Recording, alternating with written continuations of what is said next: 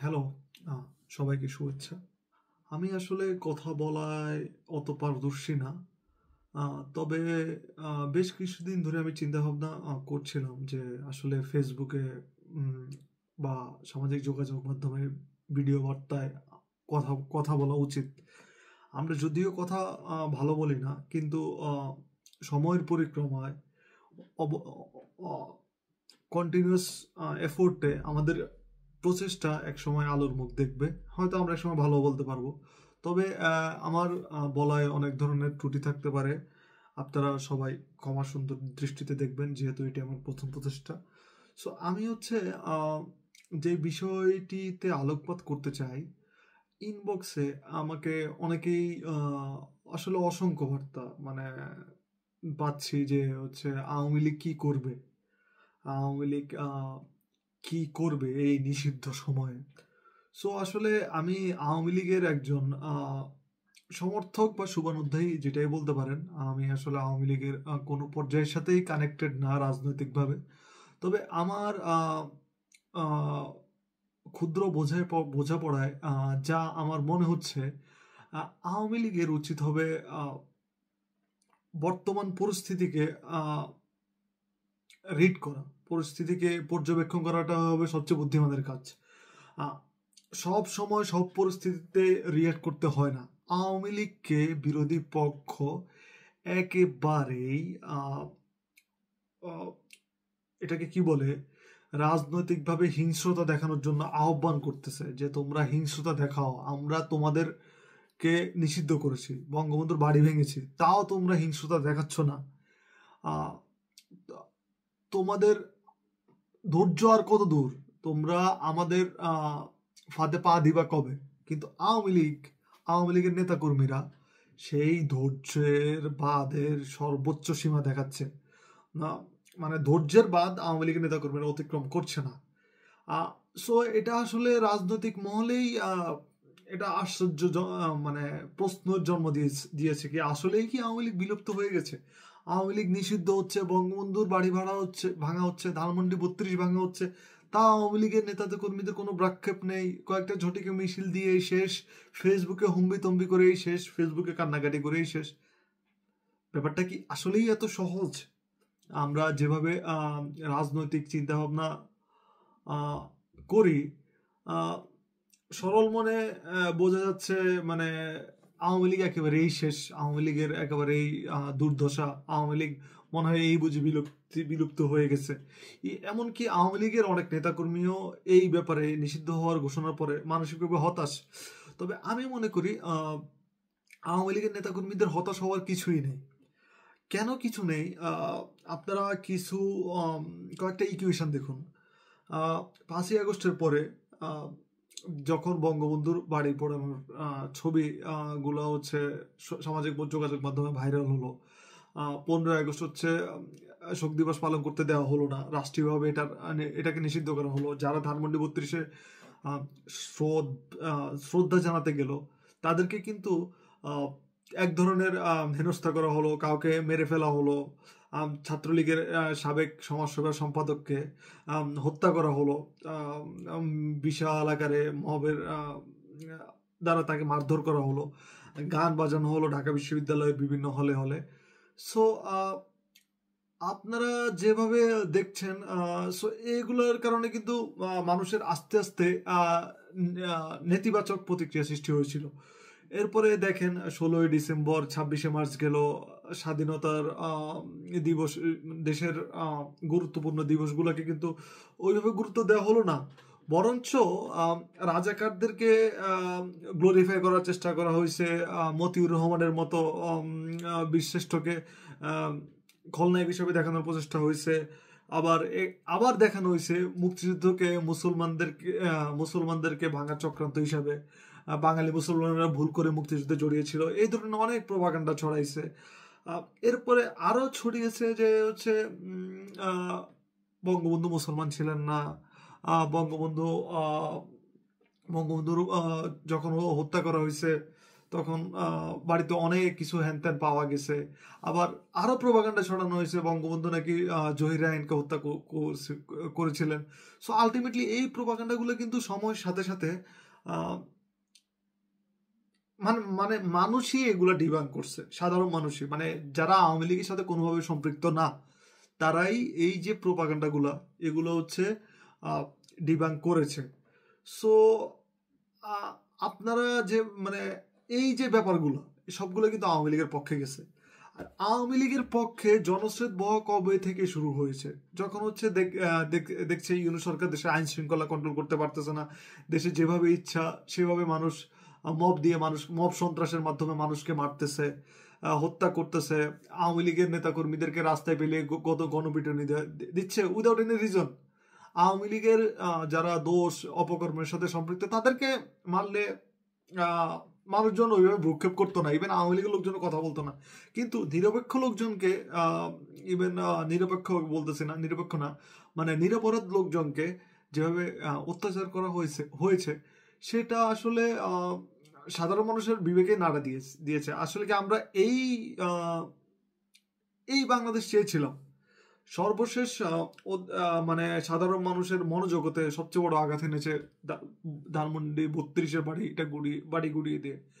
So এই বাড়ি গুড়ানোর মাধ্যমে দেশের আওয়ামী লীগের সমর্থন আওয়ামী লীগের সমর্থন অনেক গুণ বেড়েছে, অনেক শতাংশ বেড়েছে, অনেক গুণ অ্যাকচুয়ালি। এই সমর্থন বাড়ার ফলে যে প্রক্রিয়া মানে কেন বেড়েছে, কারণ হচ্ছে বাংলাদেশের মানুষ অনেকে আওয়ামী লীগকে পছন্দ না করলেও বঙ্গবন্ধুকে ধারণ করে, বঙ্গবন্ধুকে সম্মান করে। সো এই বঙ্গবন্ধুর ধানমন্ডি 32 যখন ভাঙা হয়েছে, বাংলাদেশের মানুষ, সাধারণ মানুষ, আমজনতা ওই যে জুলাইয়ের দাঙ্গাকে সমর্থন দেওয়ার জন্য আফসোস করা শুরু করছে। সেদিন থেকে অফিসিয়ালি জুলাইয়ের দাঙ্গাকে সমর্থন দেওয়ার জন্য আফসোস শুরু করেছিল। হ্যাঁ, এটা বিভিন্ন ফেসবুকে বিভিন্ন জায়গায় দেখেছি বা বিভিন্ন সময় দেখা যায়। সো এরপরে হচ্ছে বাংলাদেশের যে কল কারখানাগুলো বন্ধ হচ্ছে, শ্রমিকগুলো বন্ধ হচ্ছে, খেটে খাওয়া মানুষরা খুব কষ্ট করতেছে, বিভিন্ন সময় বিভিন্ন ভিডিওতে দেখা যায়, অখ্যাত মিডিয়াগুলোর ভিডিওতে দেখা যায়, মানে বিভিন্ন ইউটিউবার এগুলো হচ্ছে তারা ভিউর জন্য করে, কিন্তু এগুলো হচ্ছে গ্রেটার বেনিফিশিয়ারি হিসেবে দেখা যাচ্ছে যে হচ্ছে এগুলোতে আলটিমেটলি সবাই আওয়ামী লীগের পক্ষে পজিটিভ কথা বলে যে আওয়ামী লীগের আমলে ভালো ছিলাম। এমনকি দেশের মেগা প্রজেক্টগুলোর যখন সুফলগুলো নিয়ে ভিডিও হয় বা বিভিন্ন সময় দৃষ্টিনন্দন ভিডিও দেখা যায়, এই ভিডিওগুলোর নিচেও কিন্তু সাধারণ মানুষজন কমেন্ট করে যে হচ্ছে এগুলো জননেত্রী শেখ হাসিনার অবদান। সো আলটিমেটলি কি হচ্ছে, এই যে কমেন্টগুলো যারা করে তারা কিন্তু সব সাধারণ মানুষজন, তারা অনেকে বিএনপি জামাতের সাথে সম্পৃক্ত অথবা বিএনপি জামাত মনেও। কিন্তু আপনাকে একটা জিনিস মানতে হবে, বাংলাদেশের 20 থেকে 25% ভোট ফ্লোটিং ভোট, এরা কোনো রাজনৈতিক দলের সাথে সম্পৃক্ত না, এরা জাস্ট সিম্পল অরাজনৈতিক জনগণ, এরা আসলে কোনো রাজনীতি নিয়ে মাথা ঘামায় না, ওরা দিনে আনে খায় দিনে খায়, এরা সময় সময় নিজেদের মতামত পরিবর্তন করে। যে কোনো জাতীয় নির্বাচনে এরাই সবচেয়ে মানে এটাকে কি বলে ফ্লোটিং ভোট বলতে পারেন, নীতি নির্ধারক বলতে পারেন। সো এরা হচ্ছে জাতীয় যে কোনো ডিসিশন মেকিং এর নীতি নির্ধারক হয় যে কোনো সময়। ইভেন জুলাইয়ের দাঙ্গায়ও এরা আওয়ামী লীগের বিরুদ্ধে চলে গিয়েছিল, এবার অনেকে রাজপথে গিয়ে কেউ স্নাইপারে মারা গেছে, কেউ পুলিশের গুলিতে মারা গেছে। সো মানে এই জনগোষ্ঠীটা আস্তে আস্তে নিজেদের ভুল বুঝতে পারছে। সো ফলশ্রুতিতে কি হচ্ছে, ফলশ্রুতিতে 5ই আগস্টের পরে যখন মনে হচ্ছিল যে আওয়ামী লীগ আসলে অনেক অনির্দিষ্টকালের জন্য হারিয়ে গেছে, ওই যে 5ই ফেব্রুয়ারি কিংবা 10ই ফেব্রুয়ারিতে নিষেধাজ্ঞা ঘোষণার পরে আসলে এক সময়ের আওয়ামী বিদ্বেষী, শেখ হাসিনা বিদ্বেষী জনগোষ্ঠী বা যারা হচ্ছে খুব বিদেশি ছিল, তারা কিন্তু এখন শেখ হাসিনার পক্ষে কথা বলছে।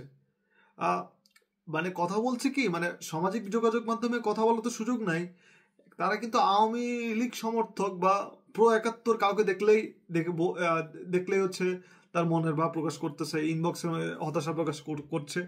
সো এই জিনিসগুলা আমার মনে হয় খুব মানে প্রেরণা দেয় আওয়ামী লীগের জন্য। আওয়ামী লীগের নেতাকর্মীরা যে কারণে হতাশ হয়, আসলে হতাশ হওয়ার তো কিছু নেই। আমাদের ৭৫-এর পরে আরো রাজনৈতিকভাবে খুব খারাপ অবস্থা ছিল। আওয়ামী লীগের সকল নেতাকর্মী যে মানে প্রখ্যাত অখ্যাত নেতাকর্মীরা জেলে ছিল। আওয়ামী লীগ বলতে কিছু বলতে পারতো না। এখন তো আমরা জয় বাংলা জয় বঙ্গবন্ধু বলতে পারছি। বাংলাদেশে হচ্ছে সংবাদপত্রে, রেডিও, টেলিভিশনে কোথাও জয় বাংলা জয় বঙ্গবন্ধু ছিল না, বঙ্গবন্ধু ছিল না, ৭ই মার্চ ছিল না, ১৫ই আগস্ট ছিল না। এখন তো ফেসবুক আছে, এখন তো ওপেন মিডিয়ার যুগ। মিডিয়া তো কন্ট্রোল করতে পারতেছে না। বঙ্গবন্ধুর বিরুদ্ধে যে প্রোপাগান্ডাগুলো, এগুলো কিন্তু ১ ঘন্টার মধ্যে ২ ঘন্টার মধ্যে হচ্ছে ডিবাঙ্ক হয়ে যাচ্ছে। সো আমরা আপনারা যেভাবে হচ্ছে ভাবতেছি, আমাদের ওই যে কামব্যাকটা খুব র্যাপিড আকারে হচ্ছে, এটা জনমানুষের মনস্তত্ত্বে হচ্ছে। সো আমরা যেভাবে ভাবতেছি বা ভেবেছিলাম যে আওয়ামী লীগ ফিরতে সময় লাগবে, আওয়ামী লীগের একটা বৃহদাকার কোলাপস হয়েছে, কিন্তু আওয়ামী লীগের এই কোলাপসটা আসলে আওয়ামী লীগের টিকে থাকার স্বার্থেই জরুরি ছিল। যে আওয়ামী লীগে জামাত শিবিরের এজেন্ট, স্বাধীনতা বিরোধীদের এজেন্ট কিন্তু খুব ভালোভাবে হাঁটু গেড়ে বসেছিল।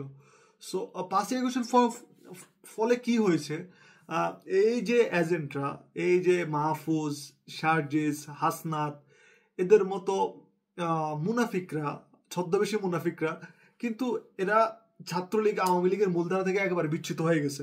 এবং এরা তো বিচ্যুত হয়েছে, এদের সাথে লাখ লাখ এরকম ছদ্মবেশী জামাত শিবির আওয়ামী লীগ থেকে সরে গেছে, রাজাকারের প্রেতাত্মারা সরে গেছে। এর ফলে কি হয়েছে মূলত আওয়ামী লীগ পরিশুদ্ধ হয়েছে। হ্যাঁ, পরিশুদ্ধ হওয়ার বাকিটা প্রসেসটা অনেক লেন্থি, কিন্তু যে বেসিক ফিল্টারিং ওইটা হয়ে গেছে। এখন আওয়ামী লীগের নেতাকর্মীদের, আওয়ামী লীগ সংগঠন হিসেবে তার নেতাকর্মীদেরকে আদর্শিক চর্চার জন্য কতটুকু প্রলুব্ধ করতে পারে সেটা বিষয়। আর আওয়ামী লীগের যারা নীতি নির্ধারক, আওয়ামী লীগের যারা সমর্থক, তারা নিজের প্রয়োজনেই বুঝতেছে, নিজের অস্তিত্বের স্বার্থেই বুঝতেছে যে হচ্ছে বাংলাদেশের স্বাধীনতা, সার্বভৌমত্ব আওয়ামী লীগ যেভাবে ধারণ করে, মুক্তিযুদ্ধ আওয়ামী লীগ যেভাবে ধারণ করে, বাংলাদেশের অন্য কোনো রাজনৈতিক দল সেভাবে ধারণ করে না। সো তাদের কাছে অন্য কোনো অপশন নাই। তারা নিজ উদ্যোগী হয়ে বাংলাদেশের ইতিহাস পড়তেছে, বঙ্গবন্ধু পড়তেছে। মানে ব্যাপারটা ৫-৬ মাস আগেও ভাবা যেত, ১ বছর আগেও ভাবা যেত না। কারণ মানুষ মুক্তিযুদ্ধ নিয়ে, বঙ্গবন্ধু নিয়ে অতিরিক্ত শো অফের কারণে মানুষজন কিন্তু খুব বিরক্ত হয়ে গিয়েছিল।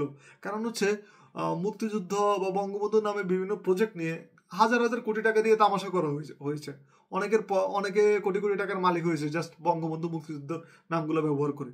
কিন্তু এই ৫ই আগস্টের পরবর্তীতে দেখা গেছে যে দেশের লাখ লাখ মুক্তিকামী জনতা, পুরো ৭১ জনতা, যারা একসময় এন্টি আওয়ামী লীগ, এন্টি শেখ হাসিনা ছিল, তারা কিন্তু শেখ হাসিনার পক্ষে কথা বলা শুরু করেছে, আওয়ামী লীগের পক্ষে কথা বলা শুরু করেছে।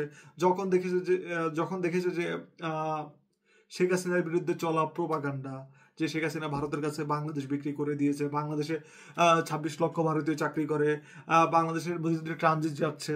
কিন্তু ৫ই আগস্টের পরে হচ্ছে দেখা গেল যে ইন্ডিয়া যখন রিসেন্টলি হচ্ছে ট্রান্সশিপমেন্ট বন্ধ করে দিল,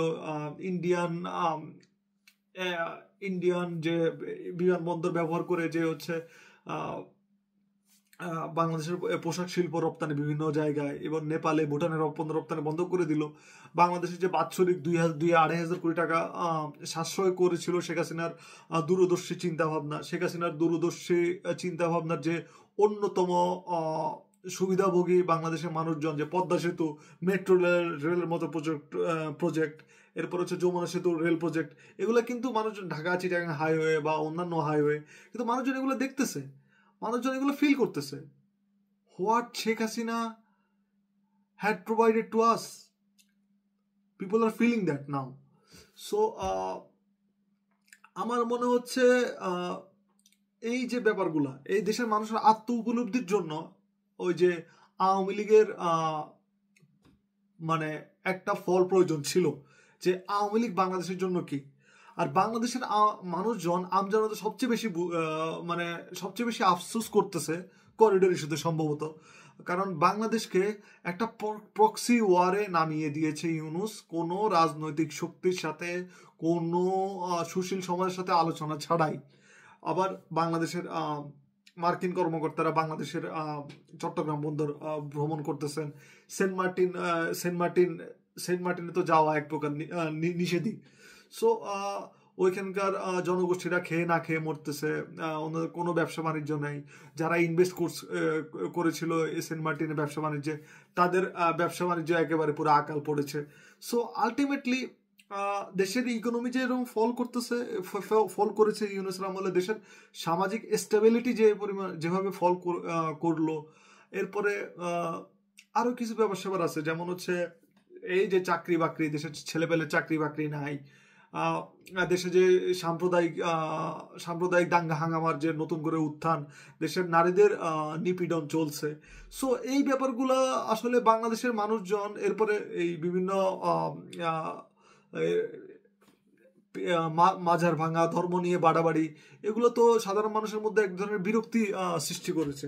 এর মধ্যে এত ঝামেলার মধ্যে মানে ওই যে ঠুস করে আওয়ামী লীগ নিষেধাজ্ঞা, মানে ব্যাপারটা হয়ে গেছে কি, আওয়ামী লীগের জন্য আওয়ামী লীগকে অনেক কিছুতে বেনিফিট অফ ডাউট দিয়ে দিয়েছে।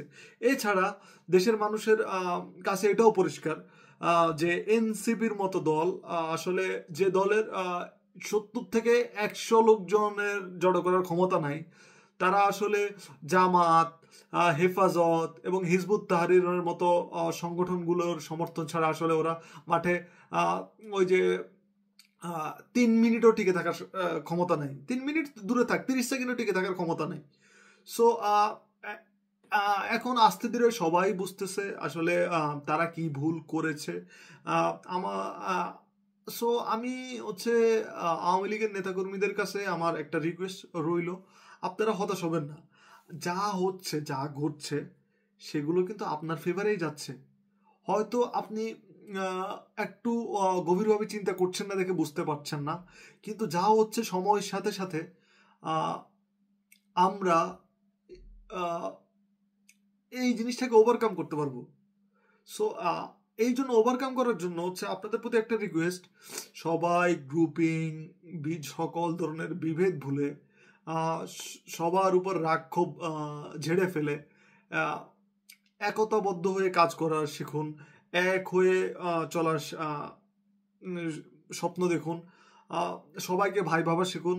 মনে রাখবেন, ওই যে আপনার পাশে যে ছেলেটা জয় বাংলা বলতেছে, ওই ছেলে আপনার আজন্ম শত্রু হলেও, রাজনৈতিক অনেক মতভেদ থাকলেও, ওই ছেলেটা আপনার ভাই, আপনার সহযোদ্ধা, আপনার সবচেয়ে বড় শুভাকাঙ্ক্ষী। এটা মেনে নিতে শেখেন। জামাত, শিবির, হেফাজত, হিজবুত তাহরির বা অন্য রাজনৈতিক দলের যে কোনো শুভাকাঙ্ক্ষীর চাইতে ওই আপনার নিজ দলীয় শত্রুটা অনেক বেশি আপন, তাকে ওইভাবে আপন ভাবতে শেখেন। আমার সো এটা অনেক বেশি বড় ভিডিও হয়ে যাচ্ছে। আমি আসলে বেশি কিছু অ্যাড করতে চাচ্ছি না, যেহেতু এটা আমার প্রথম ভিডিও। আসলে আমি আপলোড দেওয়ার ব্যাপারে অনেক সংকোচ থাকবে আমার, হয়তো আপলোডও দিব, আপনারা দেখবেন, আপনারা জানাবেন আসলে মানে আমার এটাকে কি বলে, আমার অনুসন্ধান বা আমার পর্যালোচনা আপনাদের কাছে কি রকম মনে হয়েছে।